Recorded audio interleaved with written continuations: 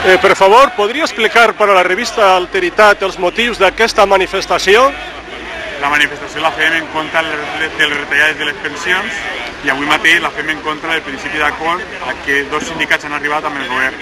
Pensem que aquest principi d'acord no és el que calia i no farem la vaga general ni de manifestacions del 18 de desembre per arribar a una retallada important de les pensions públiques. Gràcies. Molt bé.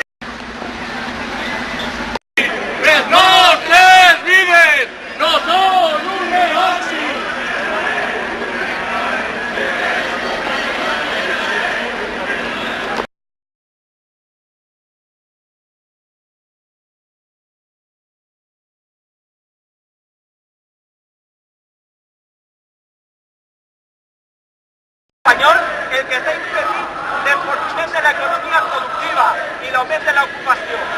Continua sent el mateix govern espanyol el que està desmantellant l'anomenat estat del benestar, començant el sistema de pensions i després vindrà l'ensenyament i la sanitat. Si seguim per aquest camí, companys i companyes, les nostres fills, les nostres filles viuran pitjor, més endeutats, amb feines més mal pagades, amb menys drets socials. Però el futur, companys i companyes, no està escrit enlloc.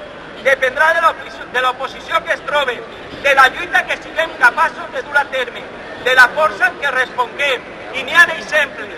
Avui mateix hi ha una vaga general a Euskal Herria, s'ha convocat també a Galícia, a Barcelona també s'estan duent terme, i arreu d'Europa i d'altres països del món s'estan duent lluites com la nostra.